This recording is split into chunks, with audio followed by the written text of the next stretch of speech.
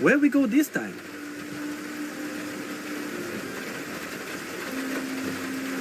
The police department, Hoboken. Receive.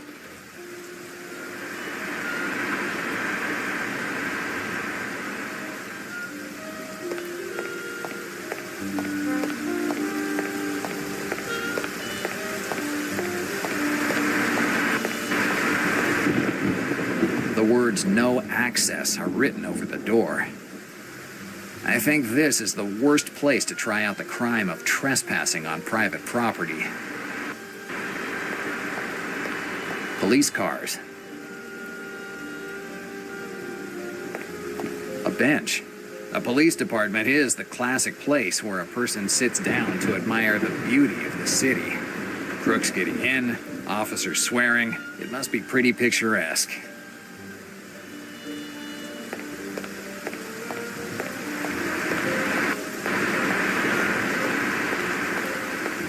The police department, Hoboken Station.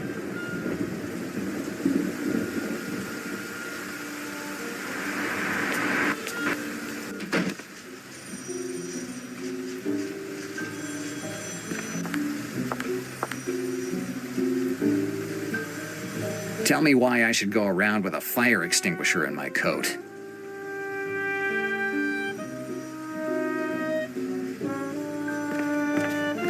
I won't get too far without a card. A card reader. It's the first time I've seen one. Swipe your card in that thing and it tells you if you are allowed to get in or not. It's all simple if you have a card.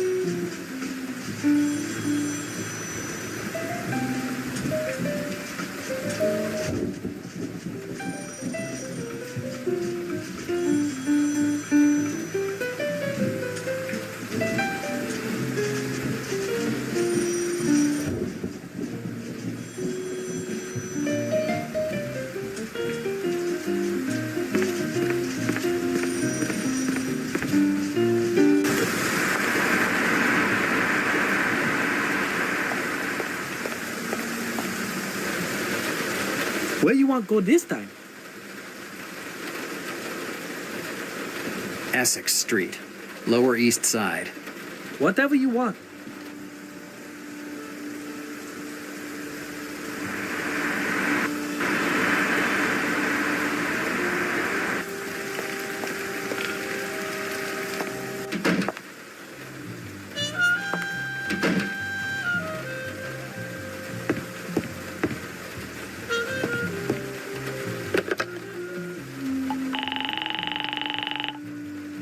New York operator, what can I do for you? Can you dial a number for me? What's the number? Violetta Moore, 555-4897. Wait a second. Hello? It's Jack. What is it, old pal? It's about Black Lily again. Shoot.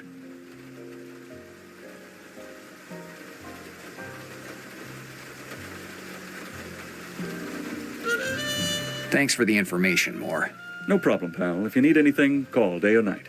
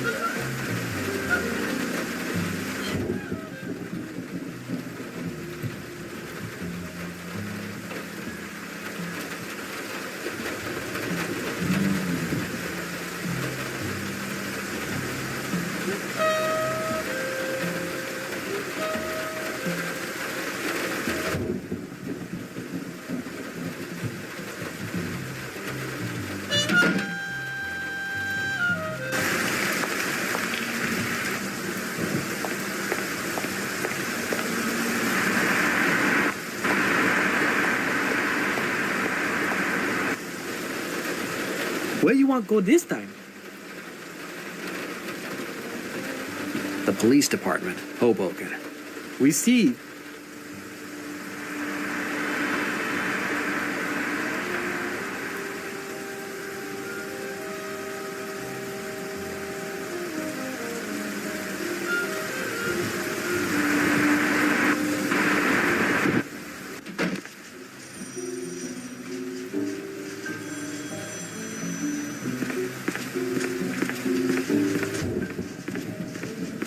I don't think the officer would be happy to see me.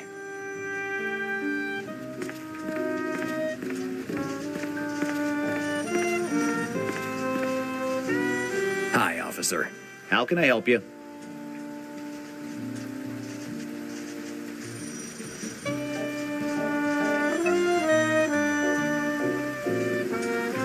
I have some questions about your files. What do you want to know?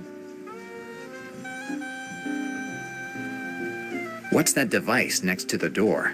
They put it here a few months ago. Old Sam, who managed the archives, retired. And rather than bringing in another officer, the department replaced him with this thing. How does it work? Every officer has a special punch card. When they go into the archives, they just take out the card and swipe it through this machine. The machine recognizes the officer and opens the archives door. So, every officer has his own card. Victoria will definitely have one. I don't have anything else to ask you. Better. Goodbye, officer. Goodbye.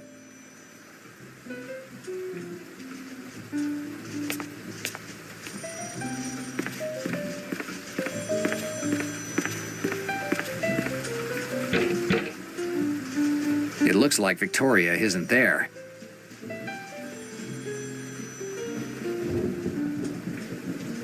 Well, I don't see any other option.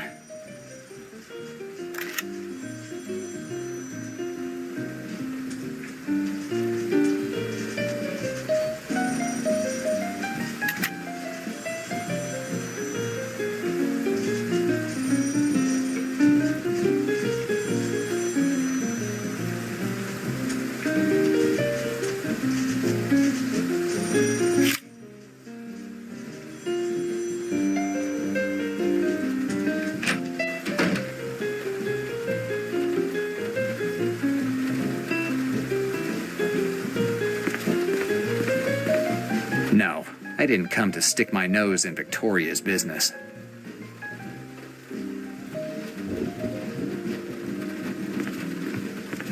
It's too dark to see what's in the drawers.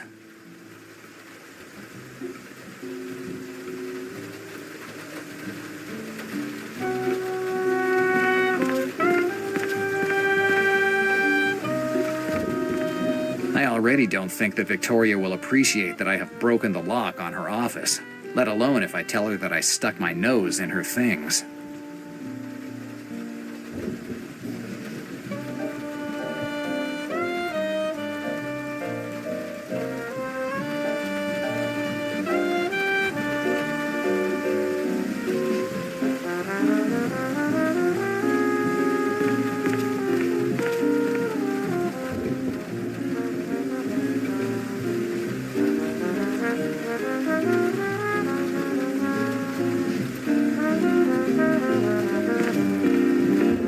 Yes, let's see if I can find this damned access card for the archives. There's some kind of combination that locks the last drawer.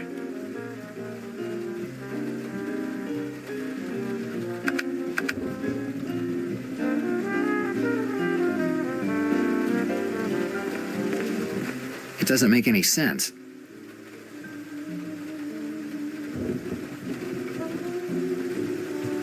I don't see anything interesting there. I don't see anything interesting there. No, I didn't come to stick my nose in Victoria's business. A map of New York and a few old photographs of Mexico, Victoria's native country. I'm not really into collecting postcards.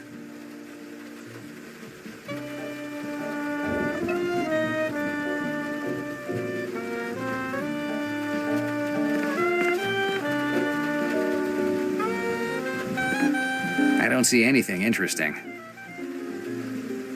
I already don't think that Victoria will appreciate that I have broken the lock on her.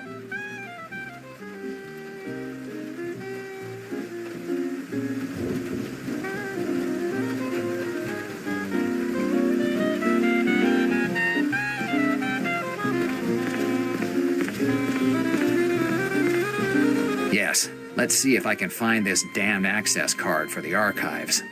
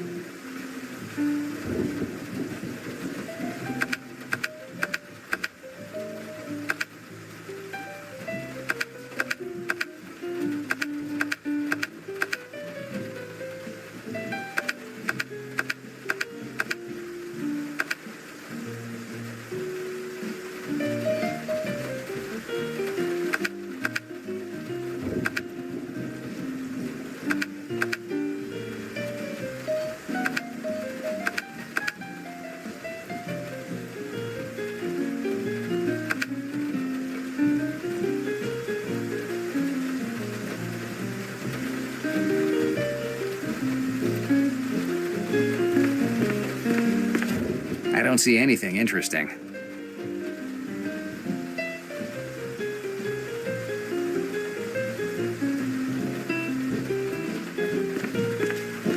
No, I didn't come to stick my nose in Victoria's business.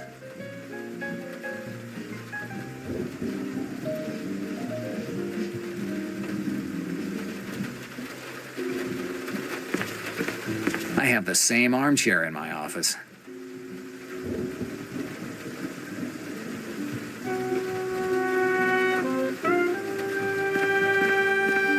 I already don't think that Victoria will appreciate that I have broken the lock on her office. I'm not here to stick my nose in Victoria's things.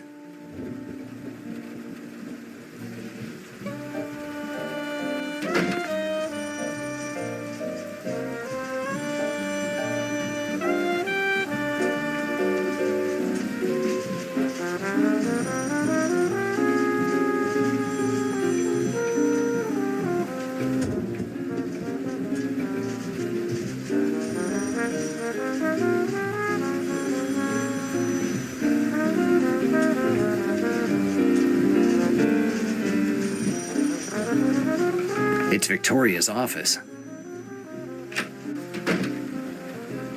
A coat rack.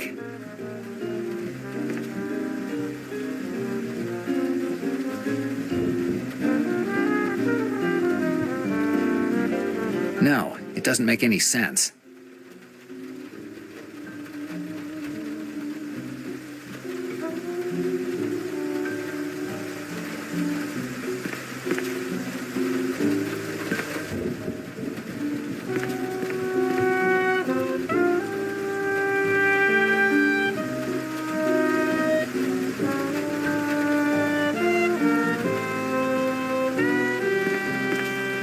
Yes, let's see if I can find this damned access card for the archive.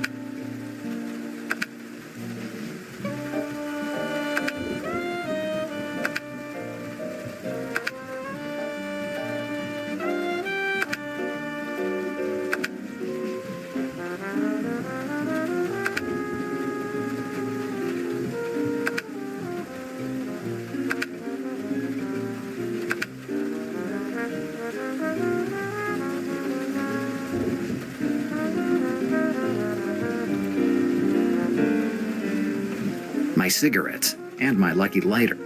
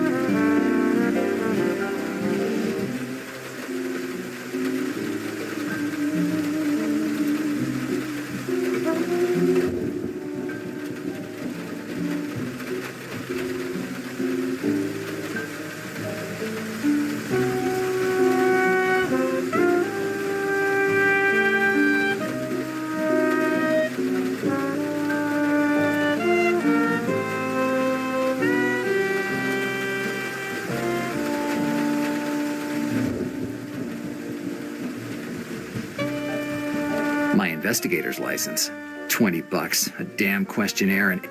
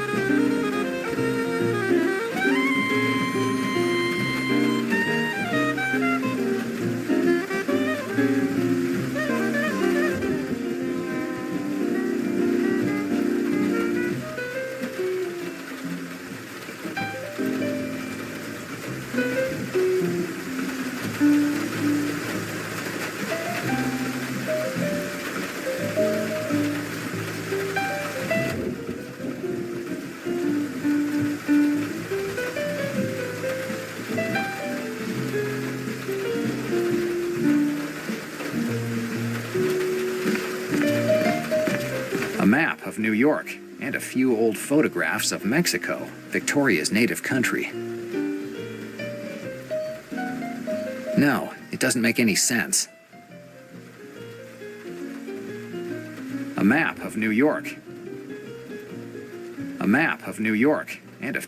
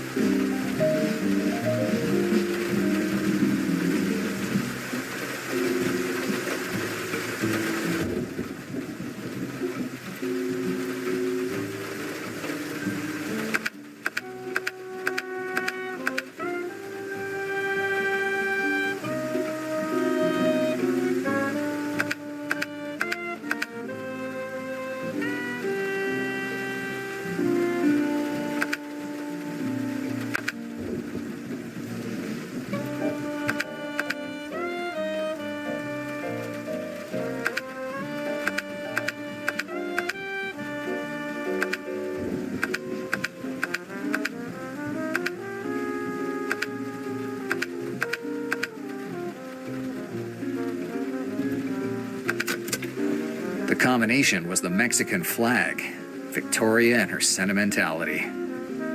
The advertisement of a ferry company that connects Manhattan to Glen Cove. Maybe that's where Malone sent Victoria. The card to get into the archives. I'll take it. I hope that Victoria doesn't get upset if I take her card for a while.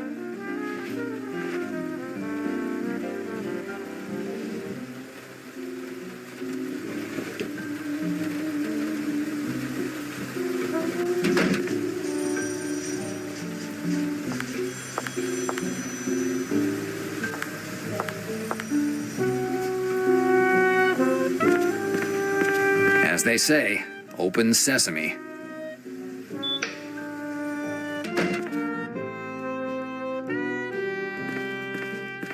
New York police, you can trust us. I didn't trust the police when I was an officer. Imagine now that I'm accused of murder. When I was a police officer, this was Old Sam's station. He handled the archive. He knew the location of every file by heart. You told him the name of a guy, and he could tell you which rack and shelf it was on. He was a good man. A good man whose job was to file murder and assault reports.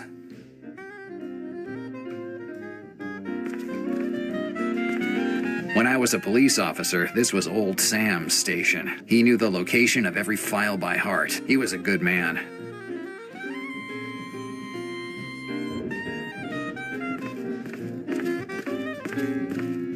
Interesting. If you put the name of the person you're looking for in this sort of calculator, you get the number of his file. I wonder what Old Sam would think if he knew he'd been replaced by this gadget.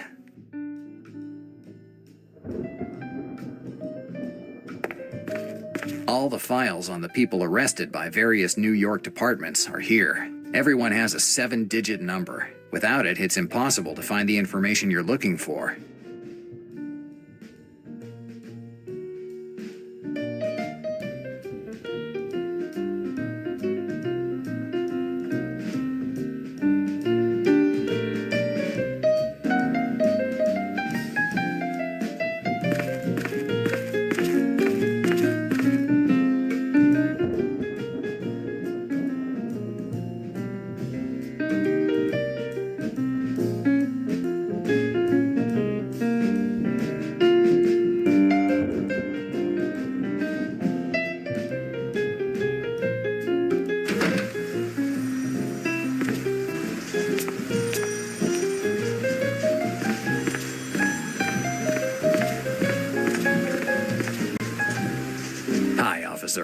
How can I help you? I have some questions about your files. What do you want to know? I don't have anything else to ask you. Better. Goodbye, officer. Goodbye.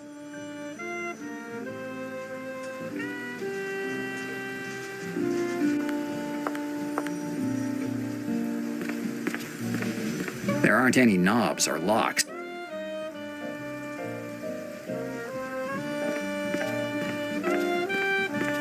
As they say, open sesame.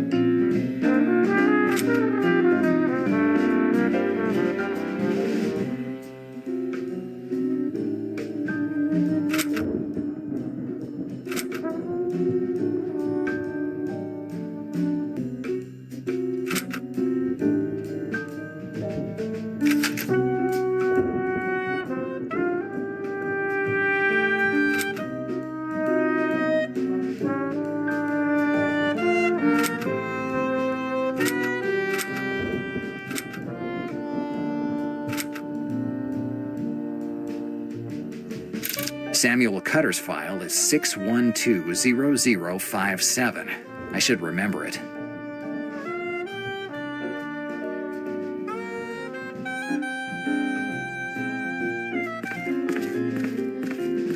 All the files on the people arrested by various New York departments are here. Everyone has a 7-digit number. Without the ID number of the file I need, I won't find anything.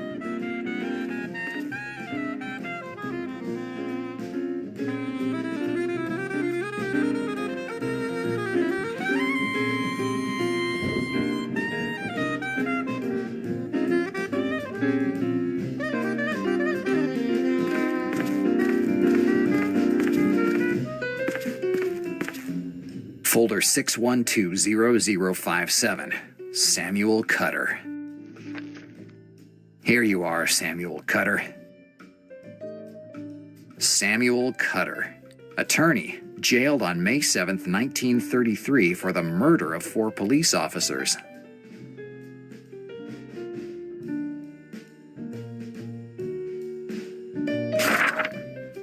It's a summary of the trial where Cutter was accused of murdering 4 police officers. The verdict was unanimous, innocent, due to lack of evidence. In this city, your innocence is proportionate to how good your lawyers are. Cutter's lawyers must have been the best on the block.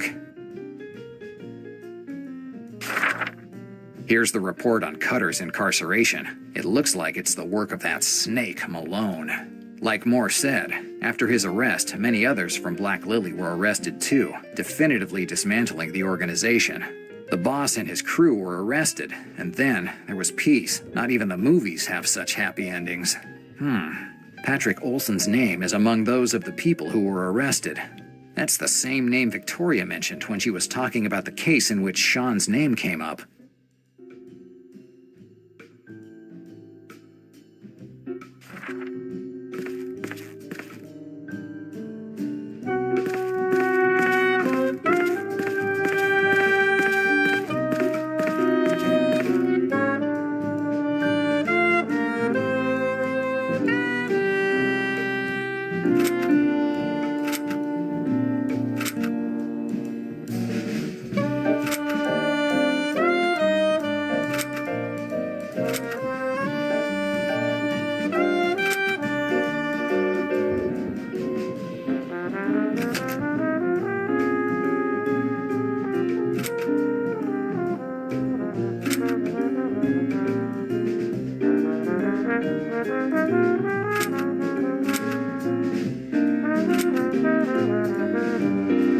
Patrick Olson's file is 6088090. File 6088090. Patrick Olson. Let's see what I can find in this file. Patrick Olson, a gardener. This man's profile doesn't really seem to be that of a criminal. It looks more like that of an ideal neighbor. His arrest report. He was with his family when they arrested him for the bombing of Rick's Cafe on the night of November 5th, 1933. A regular gardener without any record who blows up a cafe on 81st Street. Kind of odd. The report is just a bunch of pointless bureaucratic stuff. There are no details about the bombing.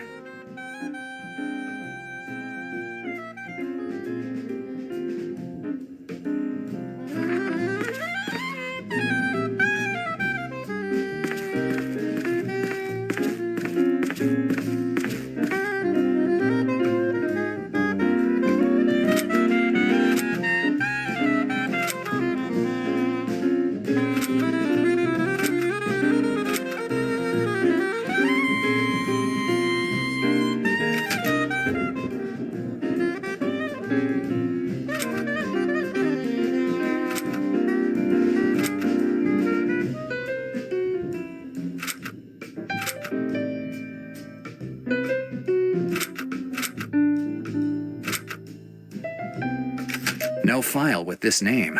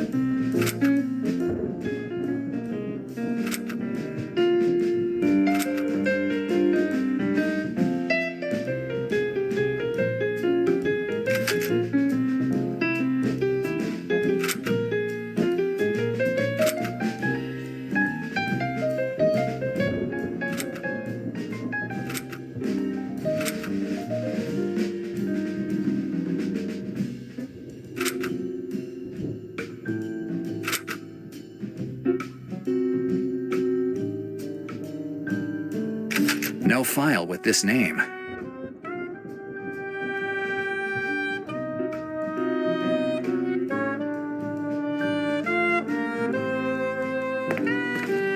Everyone has a 7-digit number.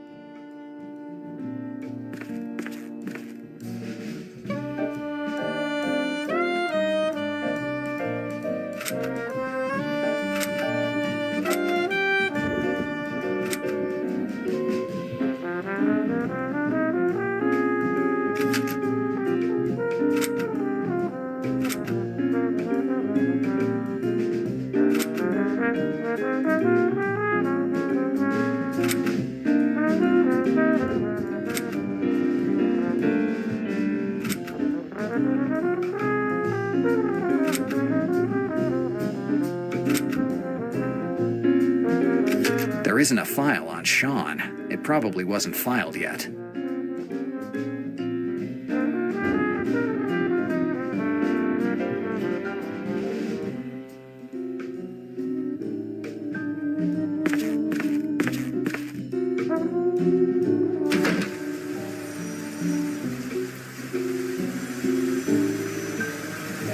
I better think about it.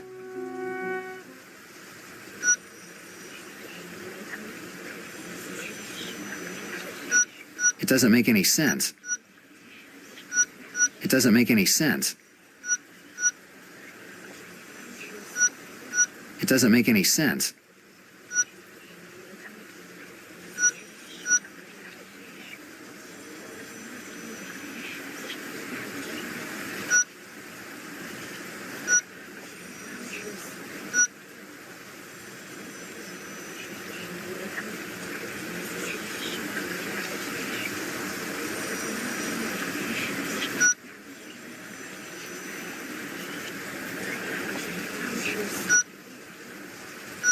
It doesn't make any sense. I can't think of anything.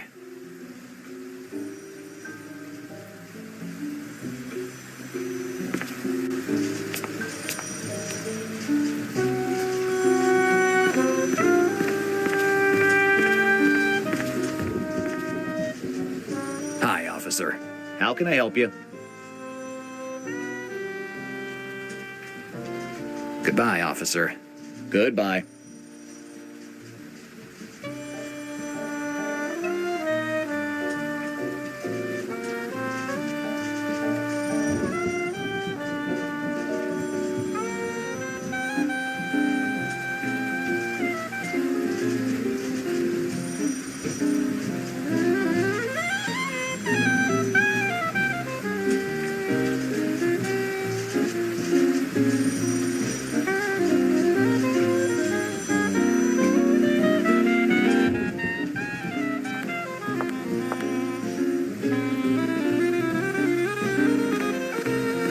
As they say, open sesame.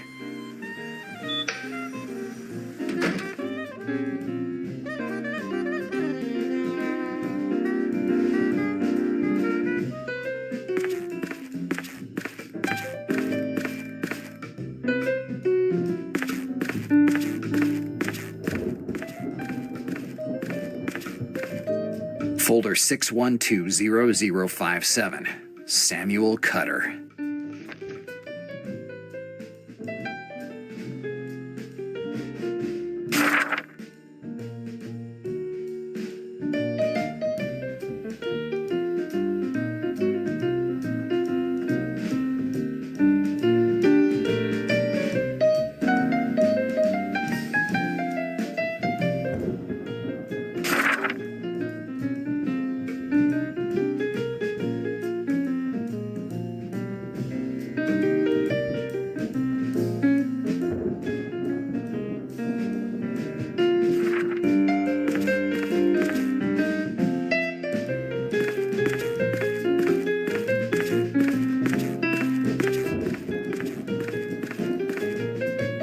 File 6088090. Patrick Olson.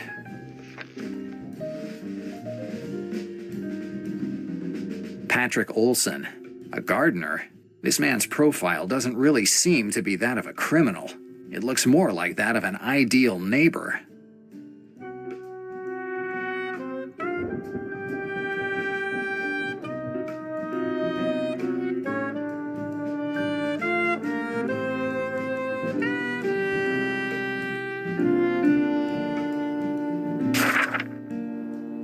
His arrest report.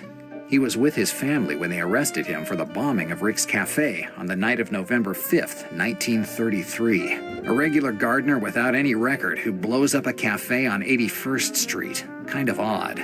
The report is just a bunch of pointless bureaucratic stuff. There are no details about the bombing.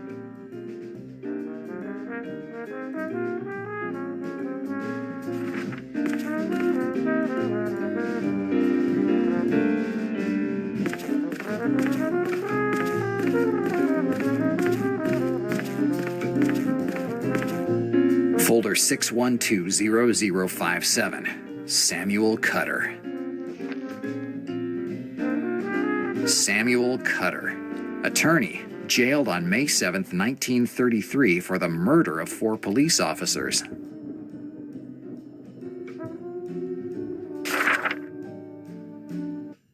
It's a summary of the trial where Cutter was accused of murdering 4 police officers. The verdict was unanimous, innocent, due to lack of evidence. In this city, your innocence is proportionate to how good your lawyers are. Cutter's lawyers must have been the best on the block.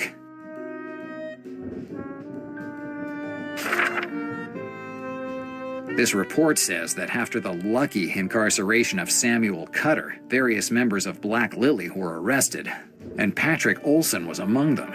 That's the same name Victoria mentioned when she was talking about the case in which Sean's name came up.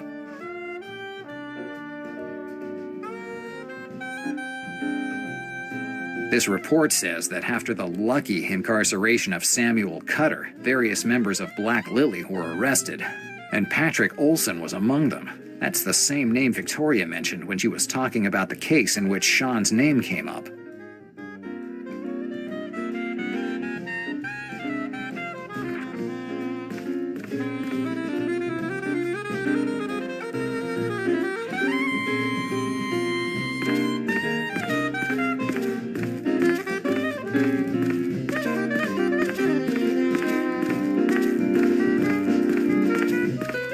Newspapers. The New York Voice, to be precise. As soon as it's printed, at least a dozen copies are filed here, for research. I'll look for the edition from...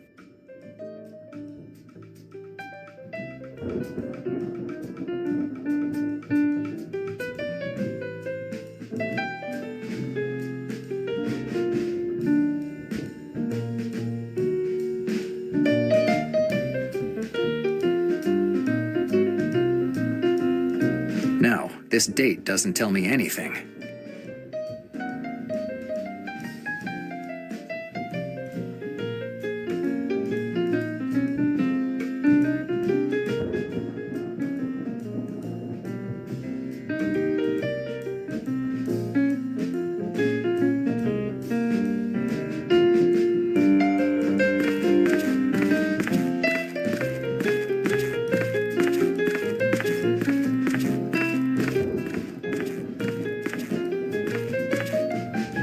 File 6088090, Patrick Olson.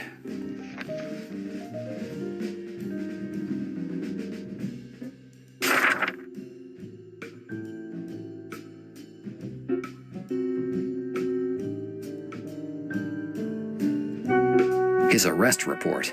He was with his family when they arrested him for the bombing of Rick's Cafe on the night of November 5th, 1933. A regular gardener without any record who blows up a cafe on 81st Street. Kind of odd. The report is just a bunch of pointless bureaucratic stuff. There are no details about the bombing.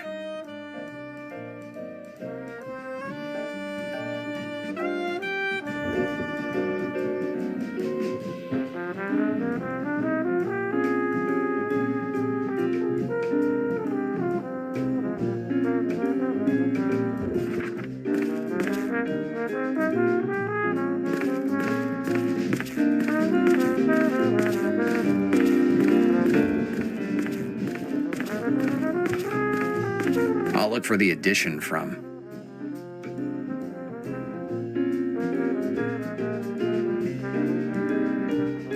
It's the date of the bombing of Rick's Cafe that Patrick Olson was blamed for. There must be more information about it in the paper.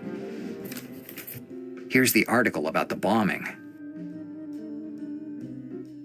The article says that at 12:23 a.m., an explosion completely destroyed Rick's Cafe, a joint on 81st Street near Central Park. 3 people died in the explosion. The cafe's owner, Nick Fantini, 43 years old, married.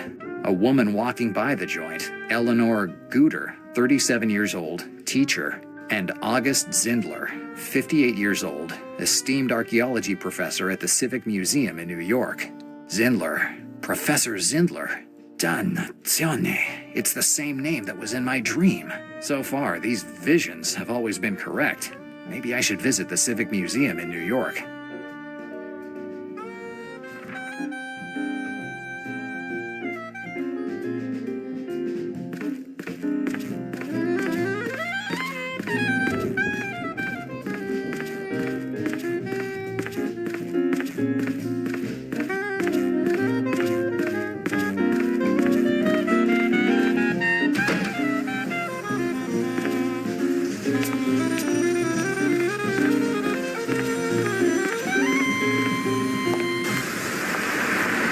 John's cab.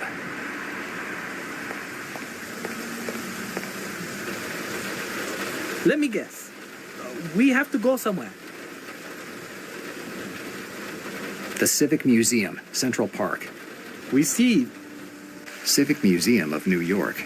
It closed about 3 years ago for some expansion work, but the crisis stopped everything halfway. Since then, it's stayed this way, a mausoleum of our past that no one cares about anymore. This museum has been closed for at least 3 years. The economic crisis has convinced more than one mayor that continuing to invest in the past isn't a good deal. The world of dinosaurs. It's a shame I'm no longer that age where you get excited by seeing the bones of something that died thousands of years ago.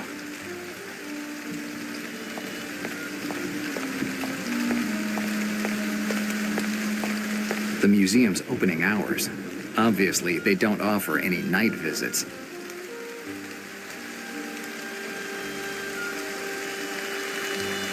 The main entrance to the museum. I seriously doubt they left the doors unlocked. I don't see how I could use them together.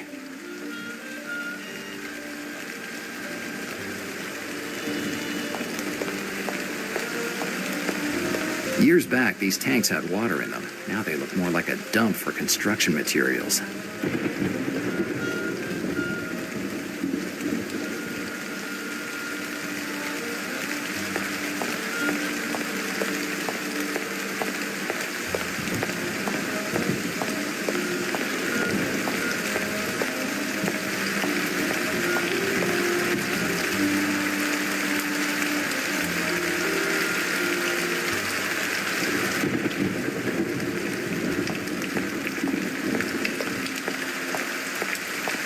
A rusted ladder.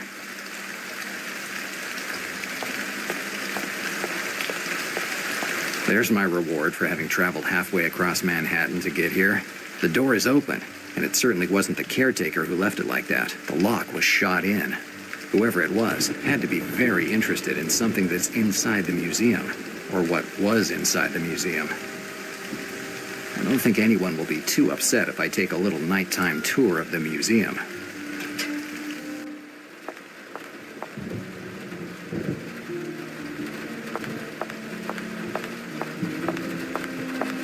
These crates must contain the exhibits that are being moved from the various rooms.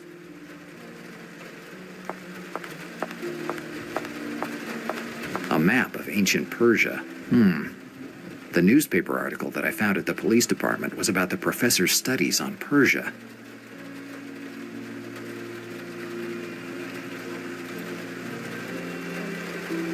I don't see anything interesting here.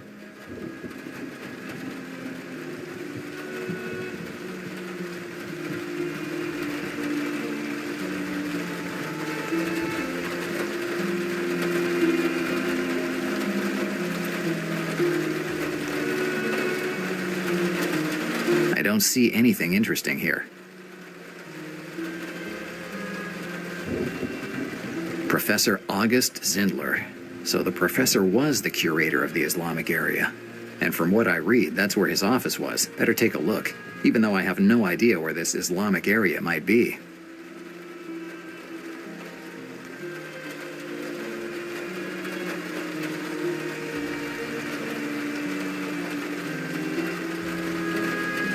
I'll admit that these beasts must have been pretty scary at their time, but nothing compared to an ambitious New York lawyer.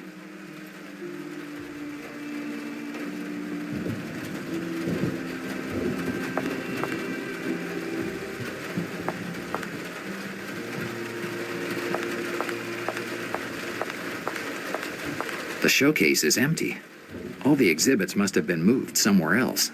Probably out of fear that they might have gotten damaged during the work, or that some worker might have decided to take a souvenir home.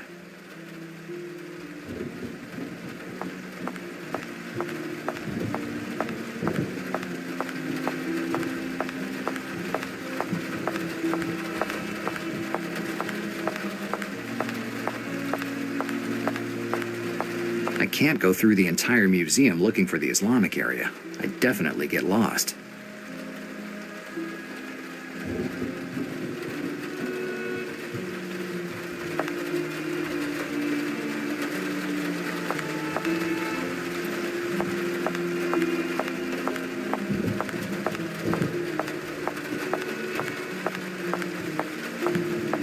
This is the way to the main entrance, but I don't need to go there.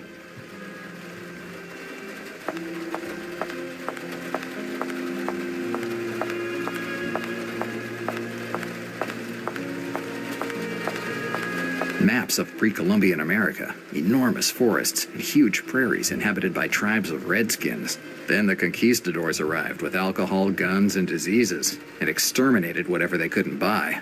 It's evolution, baby.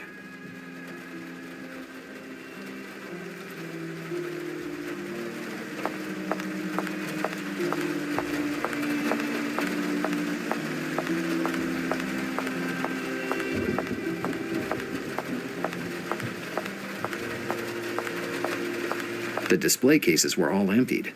There's nothing inside them.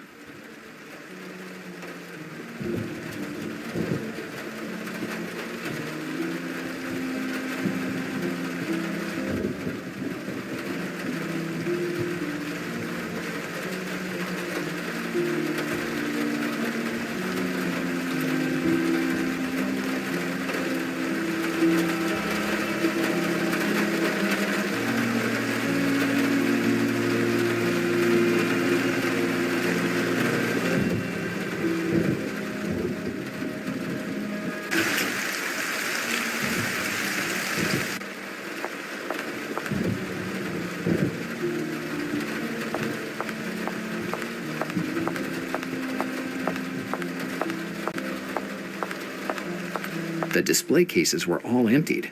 There's nothing inside them.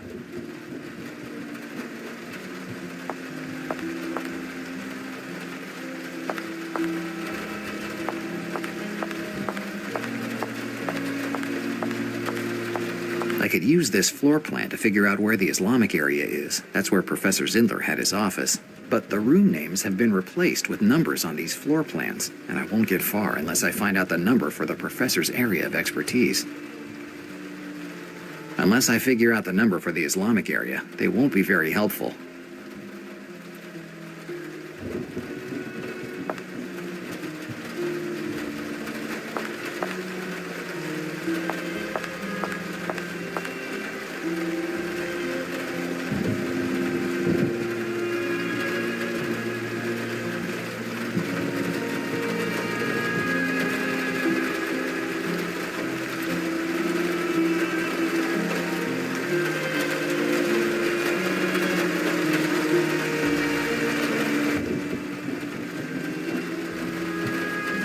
I don't see anything interesting here.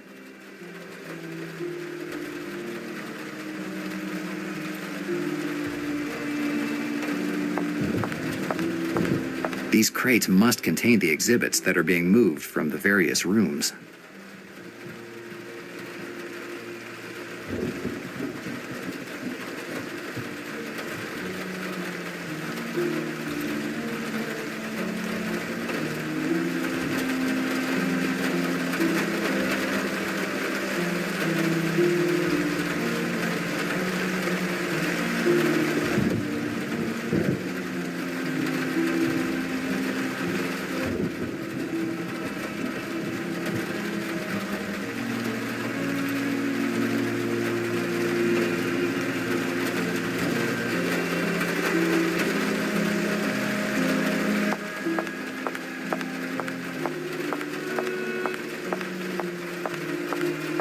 Some crates are labeled, but it's too dark to see what's written on them. Let's see.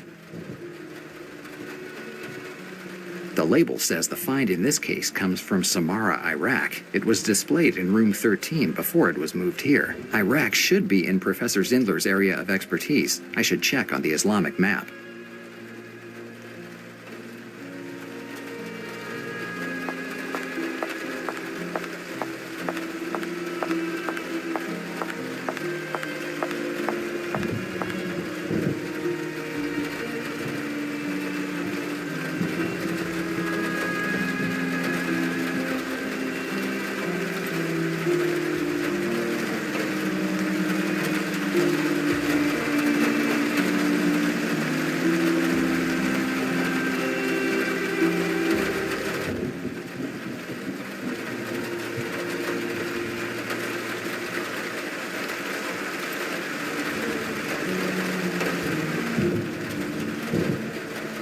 I don't see anything interesting here.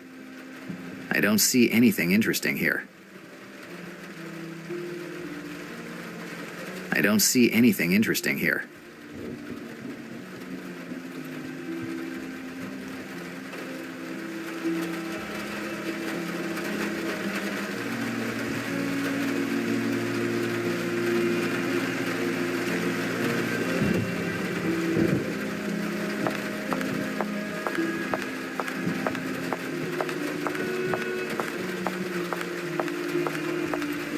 Let's see.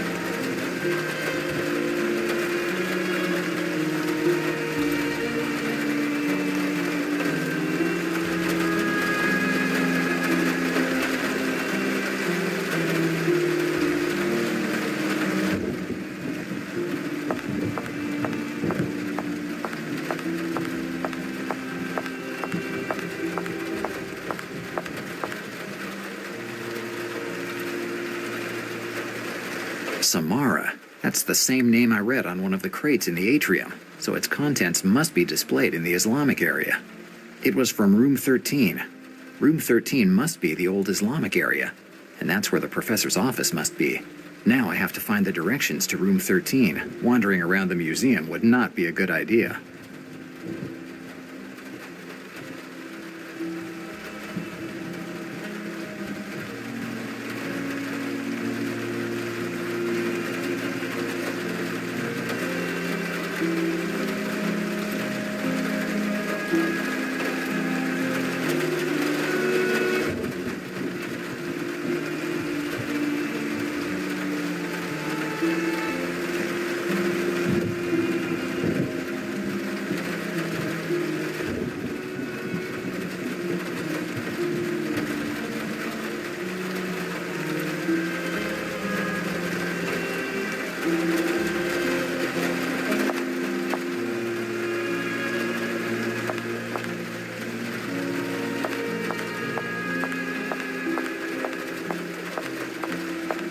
Good. Now that I know that the Islamic area has the number 13, I can use this map to find it. Good. Now all I have to do is find Professor Zindler's office in room 13.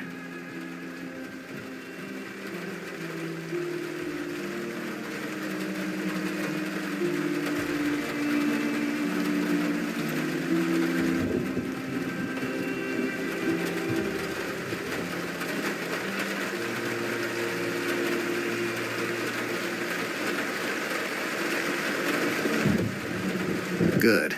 Now all I have to do is find Professor Zindler's office in room...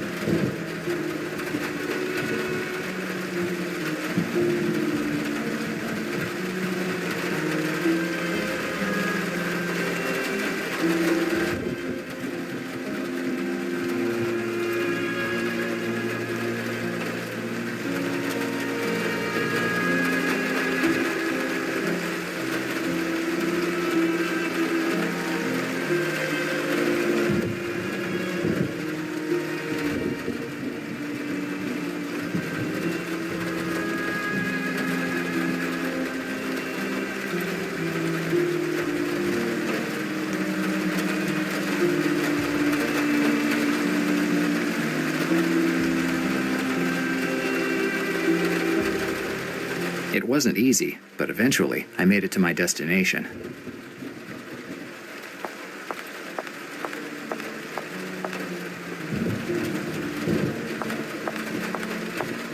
Crates, probably waiting to be transferred to another room.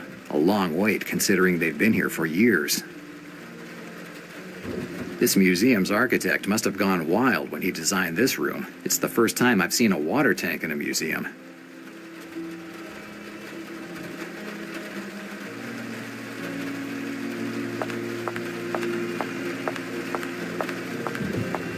This crate is open. There's nothing inside. Nice chandelier. It'd look great in my office.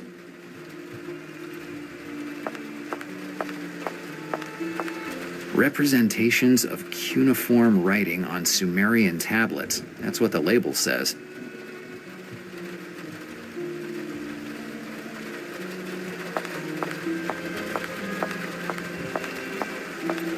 Even the display cases in this room were emptied. There's just some dust in them.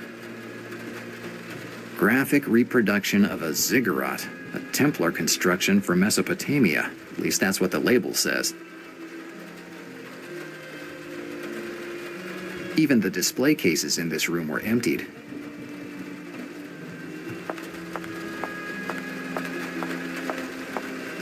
Professor Zindler's office.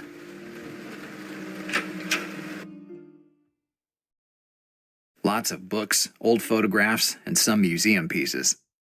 The professor's office seems pretty normal. Normal if it weren't for a dead body in the middle of the room. There is no doubt that this is Professor Zindler. It's the same face I saw in the newspaper. His body is cold, but not too much. He can't have been dead more than 7 hours. And that bullet hole in his forehead makes me think that he didn't die of natural causes.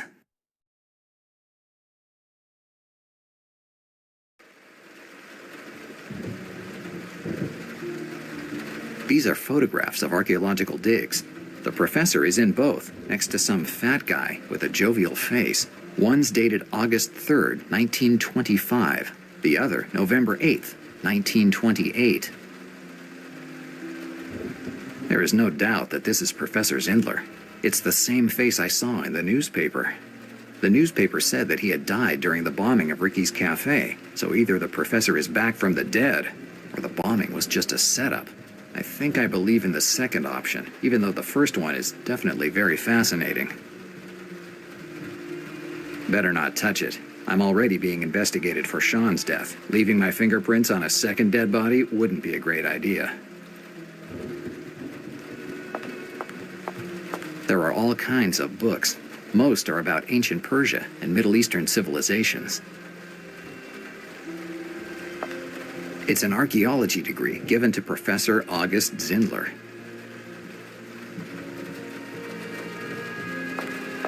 A picture of the Tower of Babel. According to the Bible, mankind started building it to reach God, and God punished them by making everyone speak a different language so that they couldn't finish it. Looks like I still remember something of those catechism lessons my mother made me go to when I was a kid.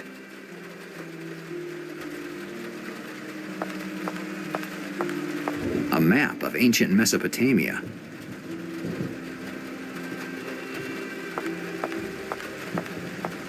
Vases, tablets, and some other objects that some researcher would call fascinating. I'll just call them knickknacks.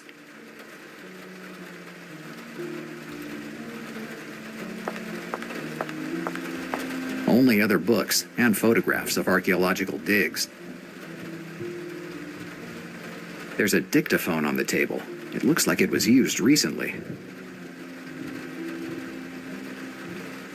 This is the support you put the wax cylinders on in order to record a message, or listen to it again. A dictaphone. This device can record a few minutes of voice recordings on wax cylinders.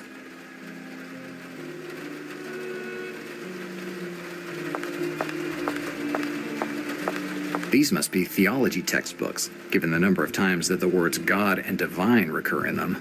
There's at least a dozen different versions of the Old Testament. Some seem pretty old. Some books are missing from this shelf, and it looks like they were taken in a hurry. The only books left are those on esotericism. Books on history and archaeology. Some of these are written in German. It looks like someone slept on this sofa. The professor is at least 5'7", so he is definitely too tall for this sofa. It means it couldn't have been him using it.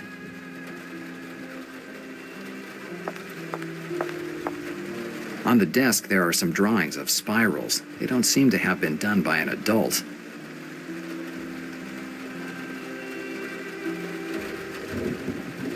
I'm not going to pick up every object that I find around.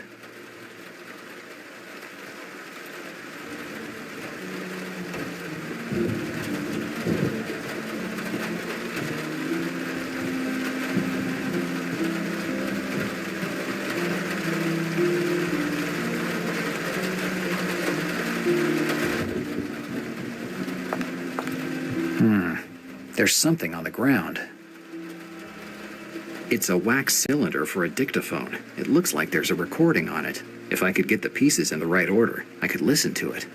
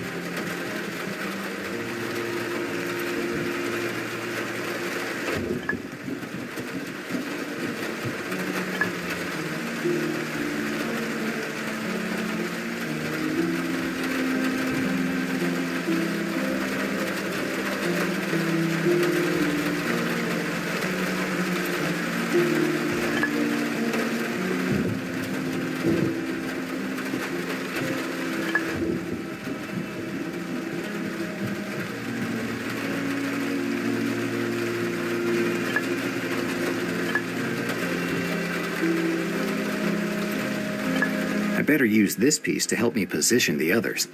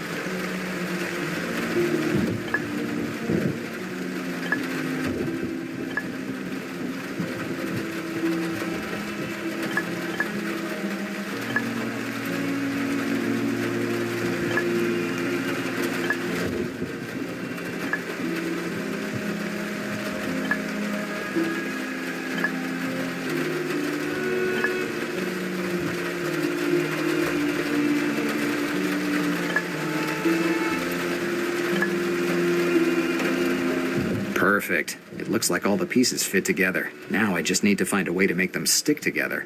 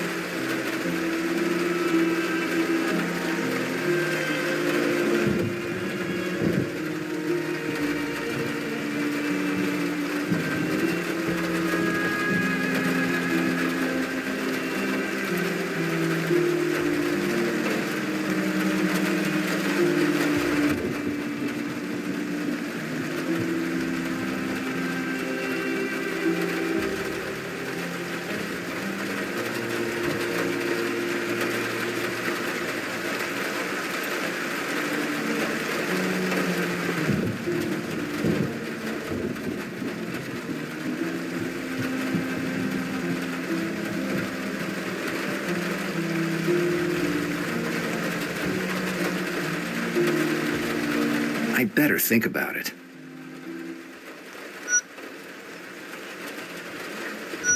I can't think of anything.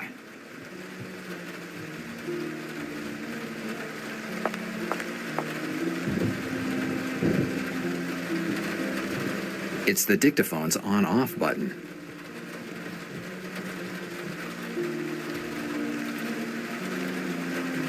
I can't use it without the wax cylinder.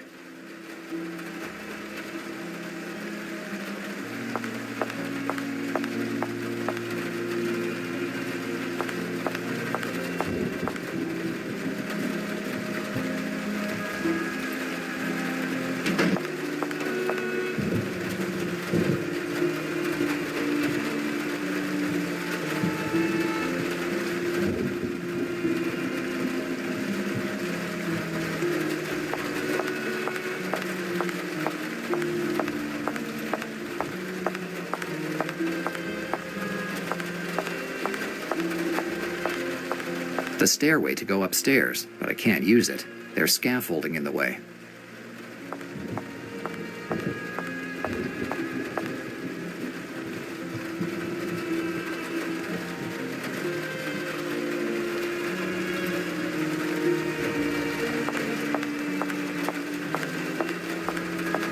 It doesn't make any sense to me.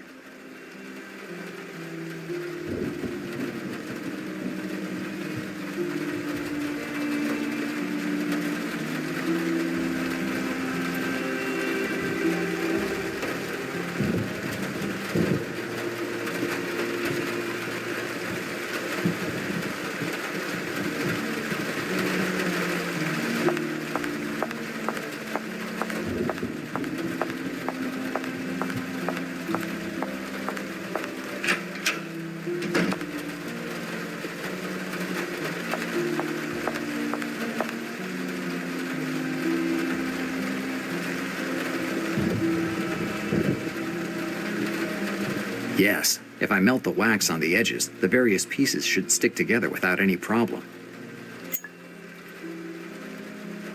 It looks like all the pieces are attached well.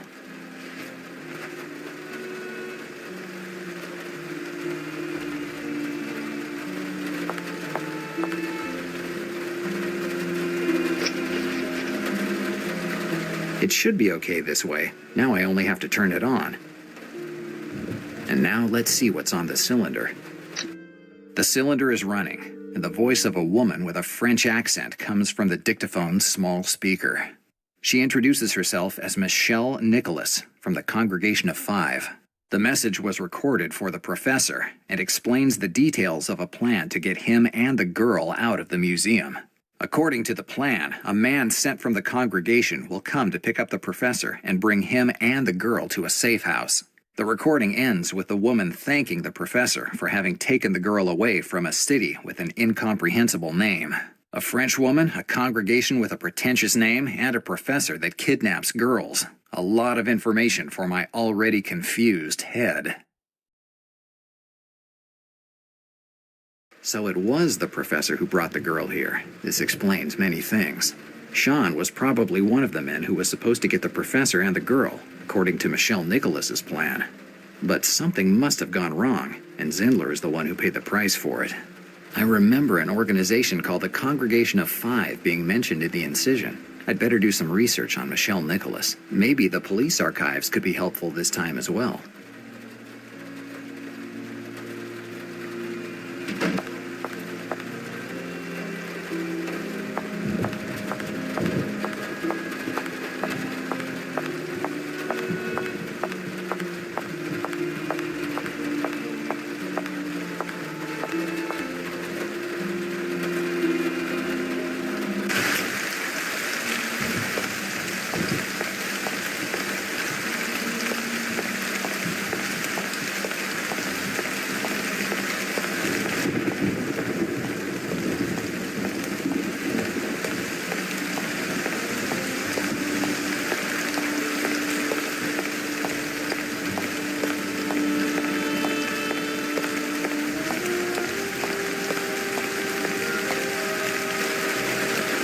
Ah, you again.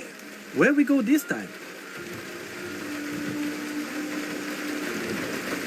The police department, Hoboken. Whatever you want.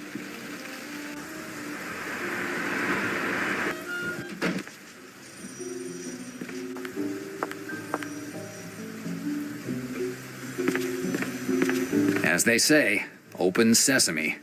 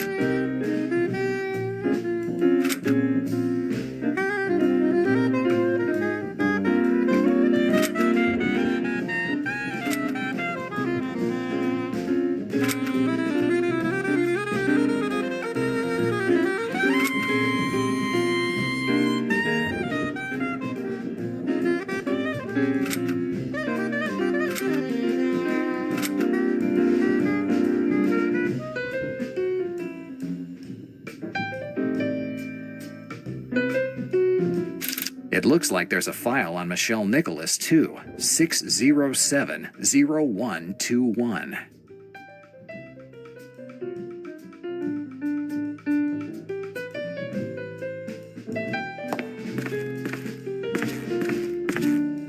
File 607-0121, Michelle Nicholas.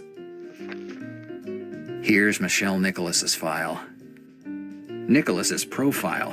As I had guessed from the name, she has French origins. Odd. Under crimes, there's nothing but a vague, possible involvement in a criminal organization. That's a pretty weak reason to open a file on someone. These are reports filled out by different officers. It looks like they were tailing Michelle Nicholas. It doesn't happen often in New York, but when it does, the police make sure that at least a couple officers are following the suspect. And it looks like Malone was the one to request the stakeout, at least judging by the signature on these pages. This seems to be the report on the last sighting of Michelle Nicholas. She arrived in New York on October 28, 1933, and she disappeared on November the 5th, the same day of the staged death of Professor Zindler. According to the report, in that week, she was renting a room, and surprise, she chose Slavansky's apartments to hide in. If you have little money and a not exactly immaculate criminal record, it's the best place to go. Who knows, maybe that stingy Russian Slavansky might be able to give me some useful information about our runaway Frenchwoman.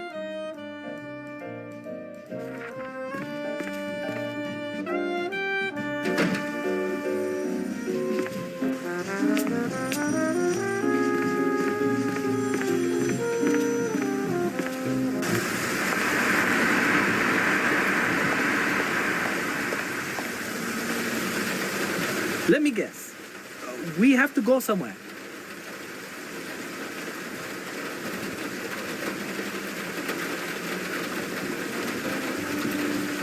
Essex Street, Lower East Side. Whatever you want.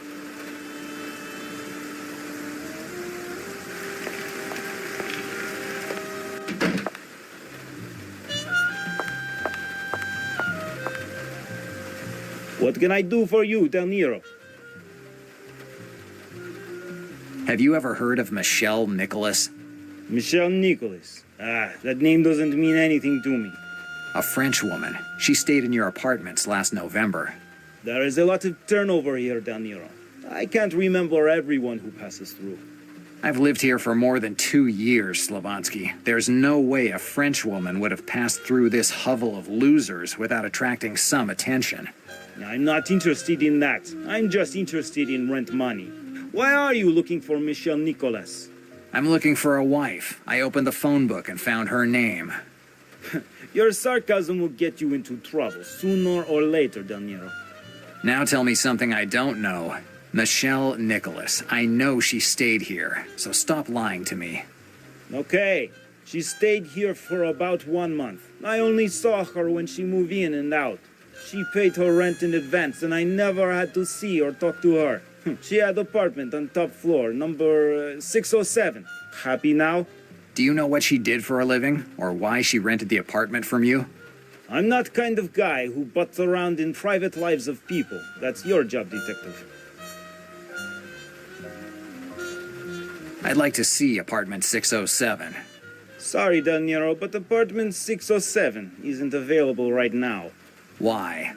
He's being renovated. You decided to renovate an apartment? I have a hard time believing that.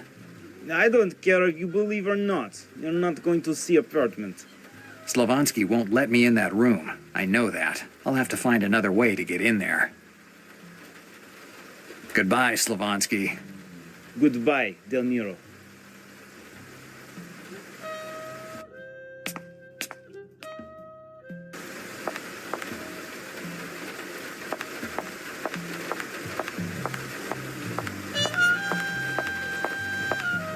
Apartment 607. This is the apartment where Michelle Nicholas was hiding. I don't believe that lie about renovations. Slavansky is definitely hiding something.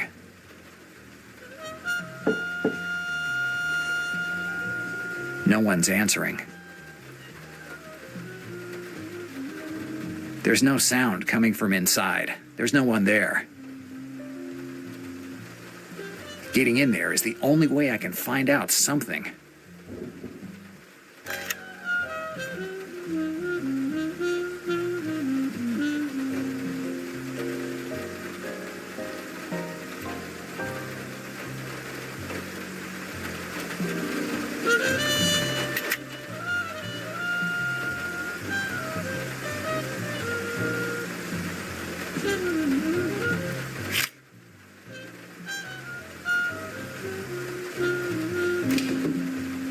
Dannazione. Something tells me that there aren't just pillows underneath this sheet, and this makes the third dead body of the evening. Even if my French is awful, I think this says the way to the light. There's a pantry here. There's enough food for a month. An old trunk. There's just a few blankets inside.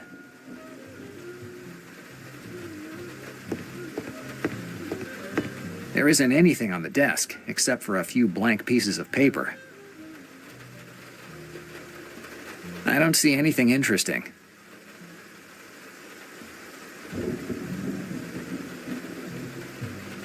And there's nothing in the bathroom either. Just some soap and a few towels. The bare necessities.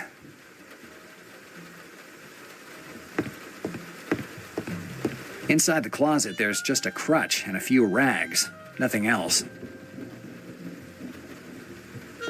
Whoever is under this sheet must have seen better times. I don't like to disturb the dead, but I have to find out who's under this sheet. I wouldn't do it if I were you. Slavansky, what are you planning to do with that old iron? Whatever I want to if you don't do as I say. So you're mixed up in all this too? I don't know anything about this, Del Nero.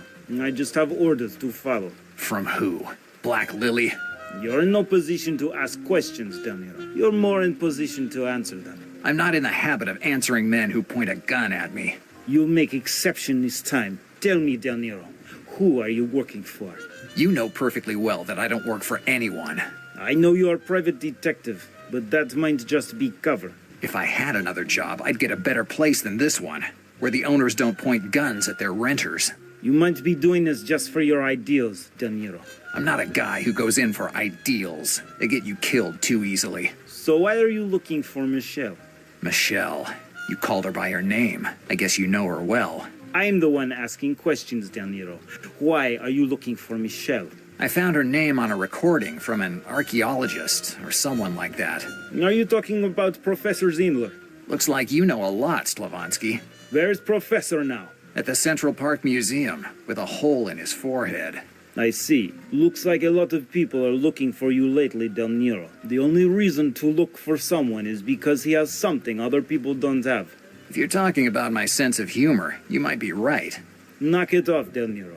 I get orders from group called Congregation of Five. The Congregation of Five, the same one Michelle Nicholas belonged to. Exactly, Del Nero. And we are having big problems with Black Lily Mafia. We both want same thing, girl. And Congregation thinks you have her. Well, they're wrong. I don't think so. Visit you received tonight confirms that we aren't only ones who think you have girl. Two wrongs don't make a right. Come on, Del Nero, don't be fooled.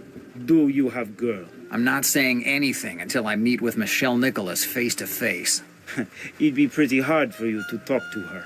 Let's cut out this nonsense and tell me where she is. She's right there near you, under that sheet. So that's Michelle Nicholas's body under there? That's right. Black Lily got to her before she found girl. Dannazione. Michelle Nicholas was maybe the last chance I had to find out about the girl and about what happened tonight. If you want answers, you'll have to wait until tomorrow morning, Del Nero. What's happening tomorrow morning? Tomorrow at about 6 a.m., Congregation will send a guide to take Michelle's place. Tomorrow morning? I'd say timing isn't your strong point. Our organization doesn't have same means as Black Lily. And who's going to take care of the girl until this guy gets here? Same person who's been taking care of her so far. You. So I'm supposed to protect the girl until this guy gets here? That's what you're asking me? That's right. Why should I trust this guy? You don't have choice. Moreover, I wouldn't have any problem to take girl with my own hands if I had to. But I'm not a man of action. I'm just building owner on Lower East Side. You are definitely the best person to take care of girl for now. Who is this guy that's supposed to come tomorrow? Don't know yet. Don't worry, you'll meet him as soon as he gets here. What happens once I turn over the girl? Like I said, I just rent apartments down here. These are questions for guy who'll get here tomorrow morning. And now, if you'll excuse me, I have to get back to work. That's it? You come in here pointing a gun at me, and now you're leaving? I just wanted to be sure what your intentions are with girl. And talking about it was enough? That's not all, Del Nero. In my line of work, I learned to understand who you can trust. And it's funny to say it, but you seem reliable. And now, I'll say goodbye, Del Nero. Good luck. Better not disturb the deep sleep of the dead.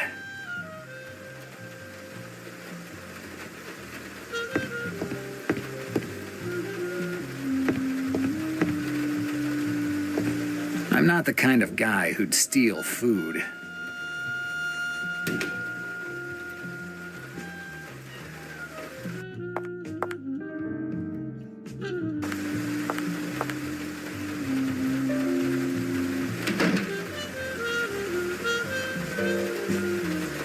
Document, an ashtray, and take away Chinese food.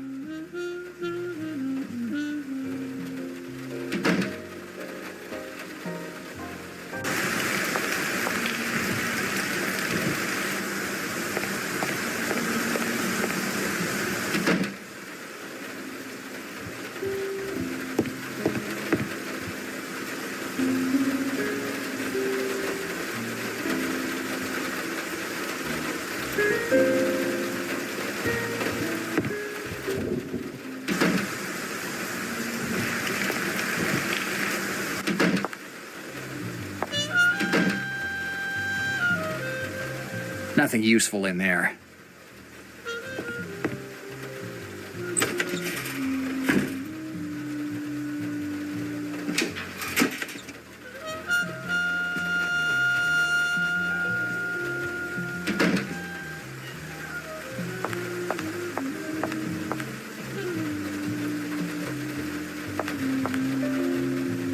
What can I do for you, Del Nero? Tell me about the Congregation of Five. What do you want to know? Why are you looking for the girl? I don't know, Del Nero. If you want answers, you have to wait for a guy the congregation sent to deal with girl. When will he get here? Tomorrow morning around 9 a.m. And until then, I'll have to babysit the girl, right? Right, Del Nero. There's no other choice.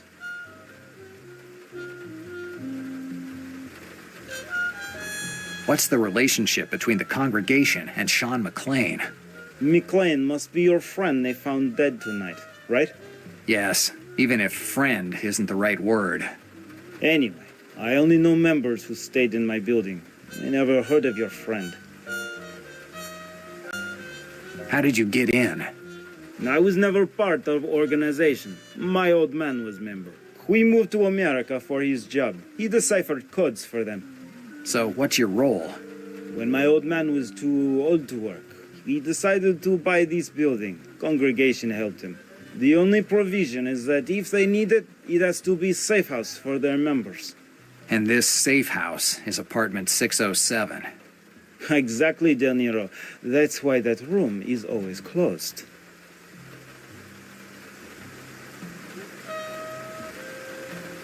I don't have any other questions. Goodbye, Slavonsky. Goodbye, Del Nero.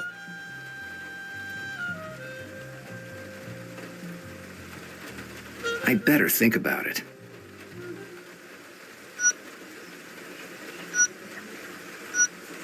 Yeah. Slavonsky's father used to work with encryption. Maybe he can help me figure out what's in the notebook. What can I do for you, Del Nero? Goodbye, Slavonsky. Goodbye, Del Nero.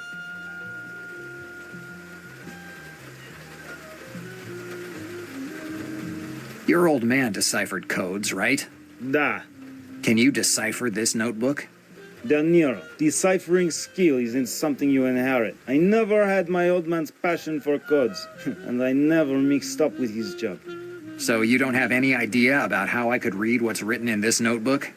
I can tell you that most of the codes used to hide information are based on substitution cipher, also known as Caesar cipher.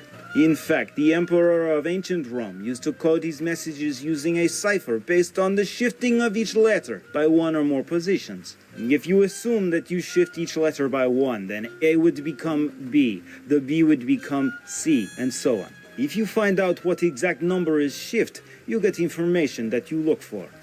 It's easier than I thought. Before you say it, I suggest you try it. Slavonsky, this is the first time since I've met you that I have a reason to think you're more than just a stingy landlord. Del Nero, maybe our relationship would change today, but don't think I won't toss you out on your ear if you don't pay rent. And don't you think that I'm going to start taking your threats seriously?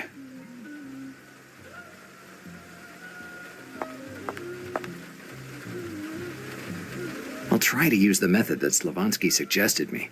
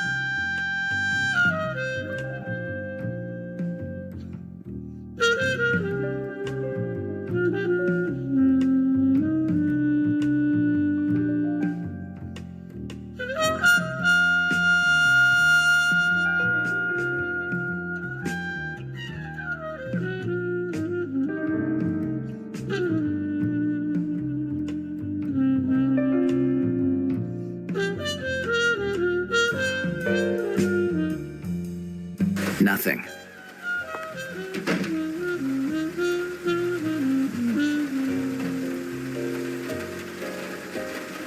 I'll try to use the method that Slavonsky suggested me.